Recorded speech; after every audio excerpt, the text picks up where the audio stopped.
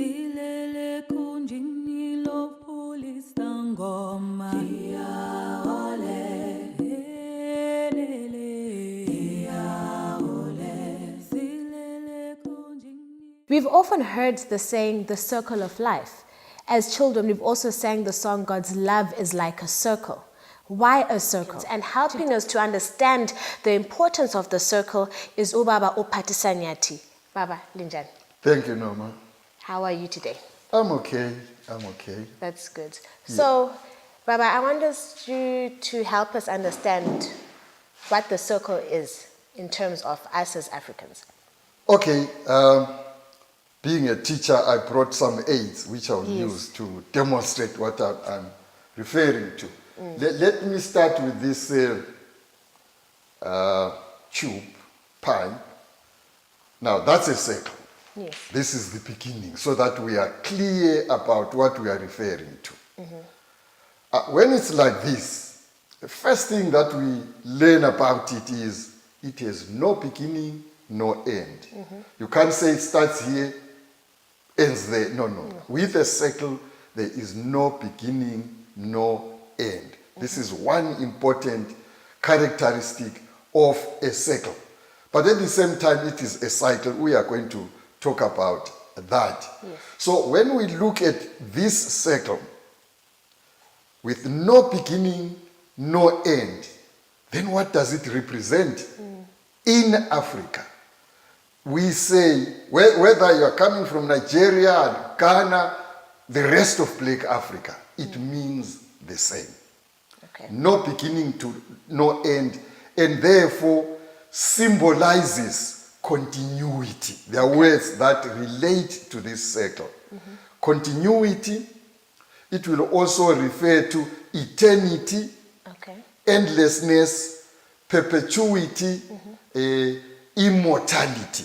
All these are related concepts, and they are embodied by this circle. Okay. And we could argue that in the beginning, there probably was a cell, if we are looking at life, and that cell was secular. And later on, as we shall see, then there is development, there is specialization. But for now, we need to establish what we mean by a circle, which we are also going to view as a cycle, and the concept is the same. But the key thing that we need to understand now is, for Africa, before we look at where we see it in life, we need to understand where it is coming from. I've said, Africa did not invent the circle. Yes. Africa merely observed the reality. And it is a cosmic reality. When you look at the sun, we have seen the sun, we know its shape. Yes. It's circular. It's like this. It will be some kind of disk, circular. We have seen the moon. Once again, we see that it is of the same shape. And so, the African was learning something. So, the cosmos, the universe, the heavens, whichever word you choose to prefer to use, are secular in design. That's what is important. Okay. And human beings, being a creation of God, have a bit of godliness in them. That one is important. So if God creates in circles, it is important to appreciate that this is the basic secular design. And yet it is a design that is universal. Sometimes we may not appreciate it. But before we get to that, let's say more about the cosmos. Yes. The heavenly bodies, all of them are secular in design. Okay. And they are in constant motion. There is movement. So this is another aspect of this circle. If you've got a perceptive mind, you will see movement here. And it is movement which is regular, so there is regularity, And therefore, again, it's rhythmic. That is the rhythm of nature. It's periodicity. That's another term that we could use. It's seasonality. That's another term that we could use. And that's how nature is organized. The seasons. Right now, we are in winter. We know 12 months down the line, we'll be back to winter. It's a cycle. So life is powered by this regularity, by rhythm. There is that rhythm of life, the seasons. It's very, very important. The African gets inspiration from the cosmos. Yes. That's important to understand. And then we have established the cosmos itself has a secular design. And there is secular movement of those heavenly bodies. There is one, what we call rotation. In geography, we refer to rotation. The Earth is moving around its own axis. But at the same time, while it does that, it is revolving. It is moving around the sun. Right. And if you look at our apostol, so you'll be turning around yourself. That's rotation. At the same time, you are moving around some center. Right. So what in reality these apostles are doing, which perhaps they may not even realize, is they are linking with the cosmos. That's how the cosmos is organized. All cosmic bodies are in constant motion. If they do not move, they'll just collapse. It is that motion which keeps them a balance so that they don't crash onto each other. But that movement is predictable, it's regular, it is not haphazard. So it's organized. That's what we get from there. So then there is this important adage for Africans. As above, so below. Right. We seek, or Africans used to seek, now they're getting confused, of course, to replicate the heavens on the earth. That's what they were doing. So if the heavens are organized on the basis of a secular design, Africans have done the same at the cultural level. That is the heavenly level, the universal level, the cosmic level. But the African now, at his own cultural level, replicates the heavens. As above, so below. Let thy will be done on earth as it is in heaven. So we can now come down and look at the African, the cultural sphere.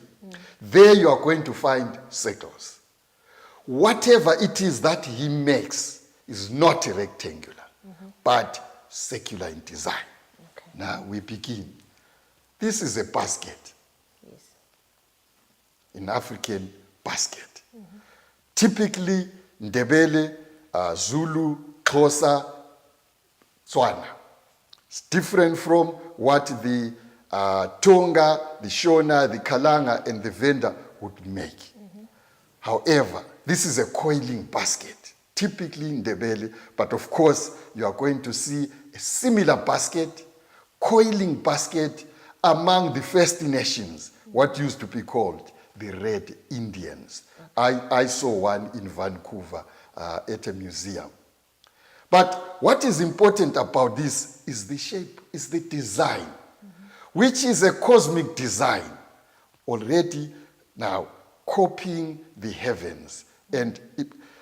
But what is important is to appreciate that our own people, our own crafters, may not appreciate that design. They know it, yes, it's Kombolozi, it's secular, but where is it coming from? What is the inspiration behind? They may not appreciate that. Right, so this is what they are making. And again, look at the circle here. There is the circle of the lines that are moving in a circle. That's one dimension. But at the same time, she is using Ilala fiber. And it's moving in a circle, this way. So as if at right angles to each other. So, but it's all secular. And at the same time, you look at this design. They are using what we call umni in our language, which is brown. Now, they did not make it straight. Again, note what is important is, my mother was good at making these, but it would have been futile to ask her what is the meaning of these designs. Yes. She doesn't know. These were inherited from her own mother, who also inherited from her own mother, handed down the generations. But if you look at this basket, this design, and compare with what you find among the Tonga, the accuracy is astounding. There are 4. 1, 2, 3, 4. And this is the Milky Way. The Milky Way, Umtala in Isindebele, has 4 arms. So really, what they are producing here is the cosmos. The Milky Way. Our solar system with its planets, as you know, is just a blob somewhere there. Tiny, tiny globe in this Milky Way, which is vast. And then you say, where did these Africans know about this? They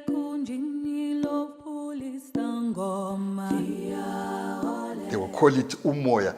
But they are right to say so because you can see movement. There is movement, like a cyclone.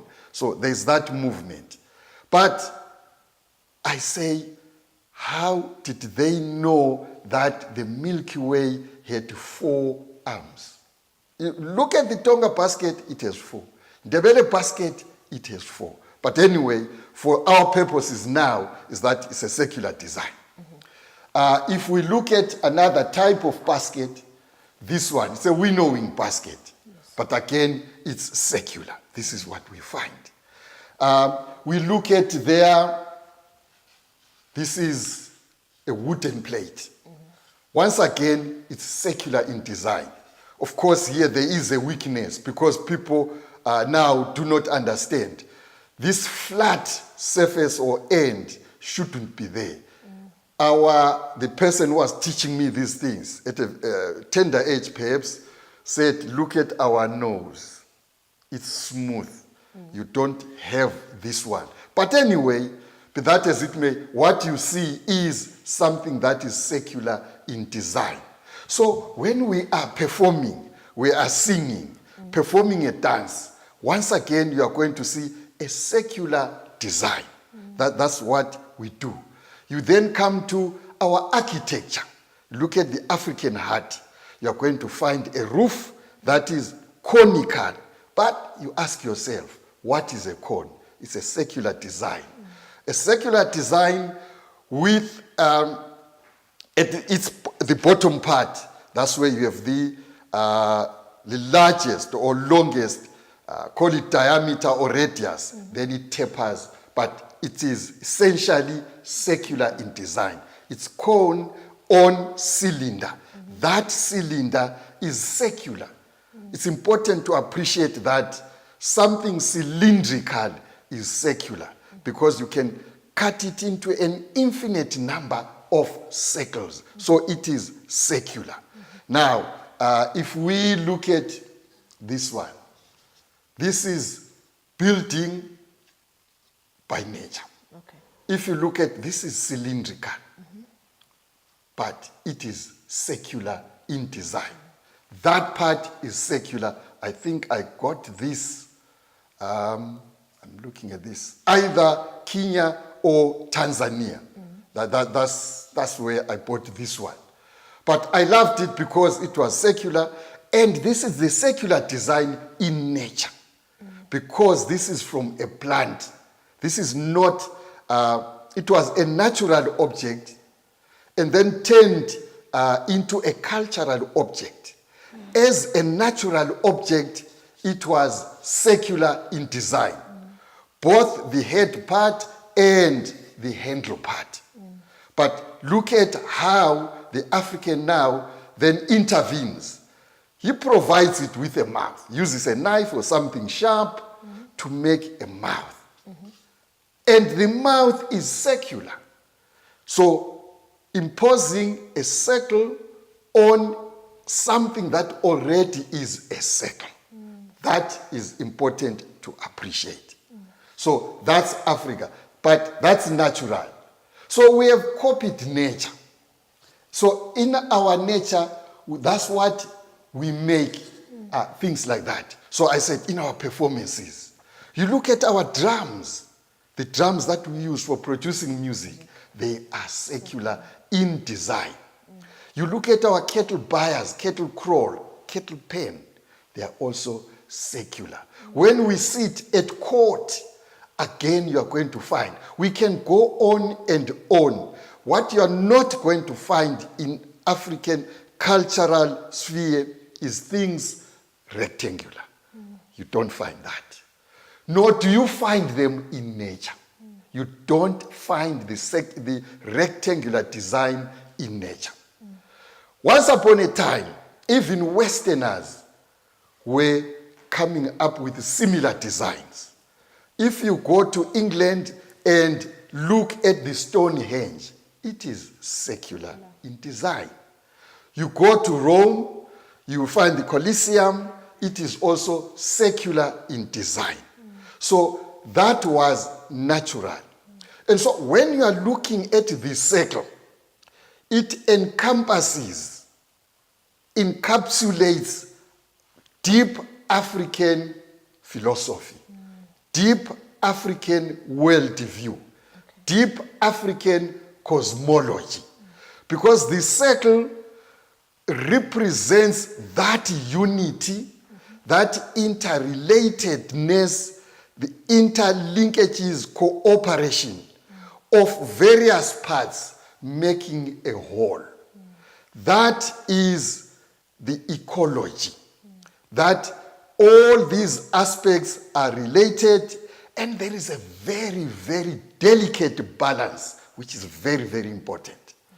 Today, we are spoiling that delicate balance. It is a dynamic equilibrium. The tendency now, man thinks he is at the center of the universe and can ignore other life forms. Now, for Africa, listen to their language. Everything has life. In Western parlance, they will talk about animate, inanimate, living and non-living. Now, when I take this gourd and drop it from a height, what will happen there is, in our African languages, doesn't matter whether it's Shona, Kalanga, Venda, Vavirwa, or whatever, they will say, it has died. And I remember one day when my nephew said, Kulu, who killed your car? Now, that's important.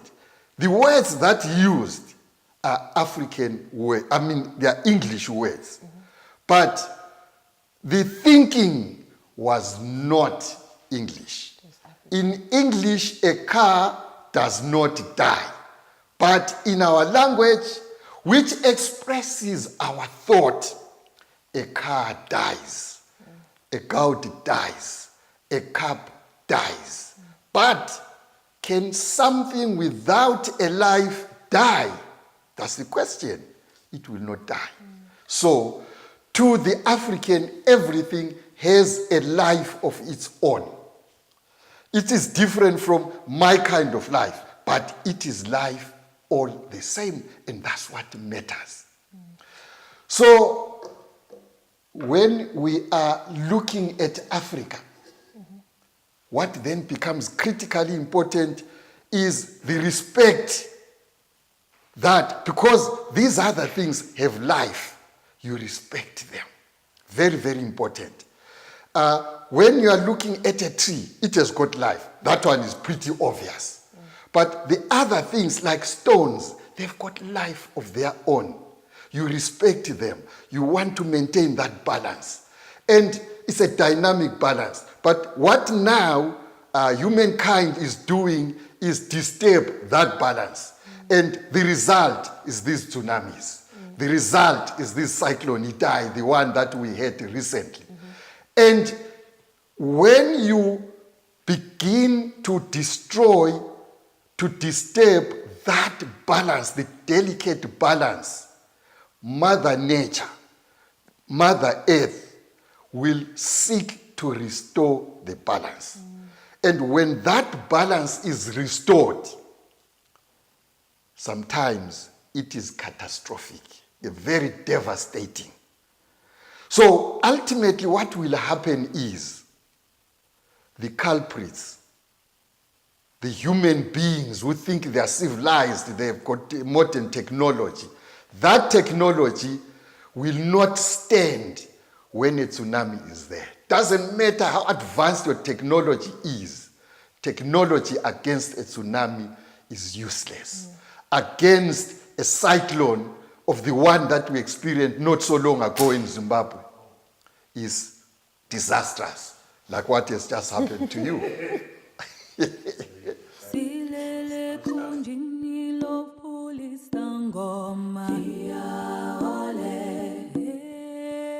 Okay, so the circle represents, symbolizes, signifies, denotes that natural balance, which is very, very important for continuation of life.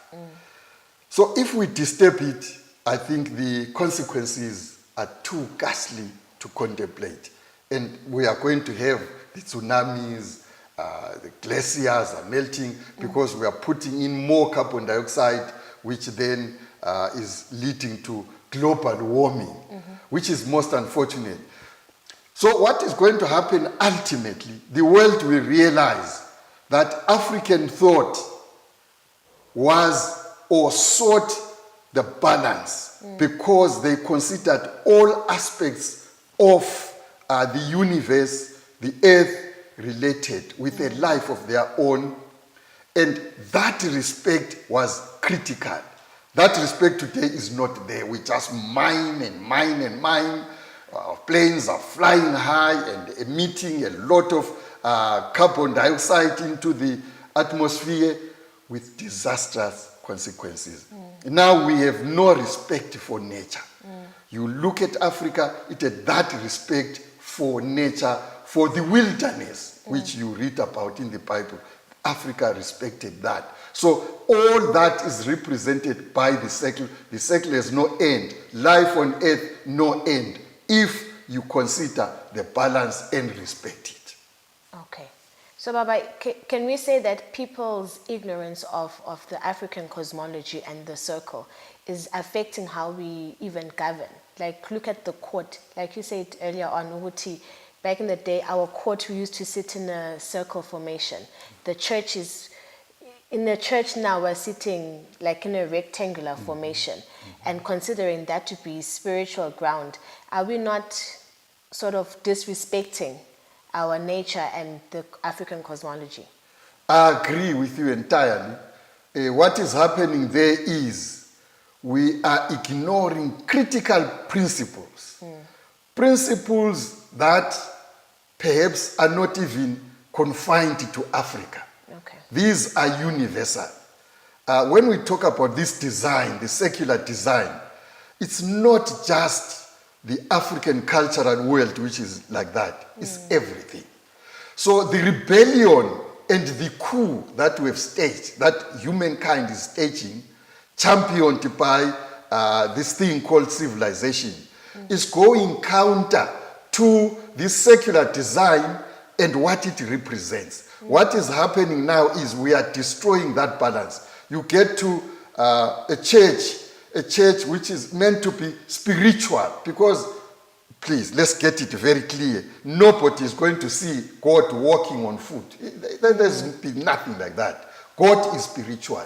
So we have to respect some of these spiritual dictates. But when we have a building that is rectangular, what's spiritual about it? When God himself never made anything rectangular, you think you'll come to a building that is rectangular? I wonder. So our sitting was in line with what God had arranged. So Africans are a God-fearing people. And you will see all this in the ways he thinks, in his rituals, in what we now call myths and legends. We think, some of us will think, no, it's primitivity, the paganism, all these things, demon. But in reality, understand why the African resorted to rituals, to myths. There is reality behind the myths. What is the African is doing there is adapting a teaching method. Make sure you are dealing with the complex issues, but reduce them to a level that is understandable. Myths are nothing but a simple way of making us access things that are otherwise very complex, would be difficult to appreciate. Because in the world that we live in is very, very complex. This is why I said in one program, television program, there is not a single culture in this world that should ever pretend it understands the world. What remains out there to be discovered, to be understood, is vast, more than what we already understand. So if we get, yes, Western culture, for example, is fairly good, relatively good in things material, but very weak in things intangible, in things spiritual. The African is very good at things spiritual, things intangible. So already you can see there ought to be some collaborative endeavor in the two. But when you come to ecological balance, ultimately, it is the African perception, the African worldview that will save this world. But for now, we think the African is primitive. We think his worldview is all demonic. We don't believe it. But when the tsunamis hit hard, we shall remember Africa and his worldview. Yes. Thank you, Baba. As you have heard, the circle is a very important part of us as a people, especially as us as the Black Africans. So please join in on the conversation and tell us what you think about the circle and African cosmology. This is Cultural Expressions and I am Lady Chawe Omadlodlo.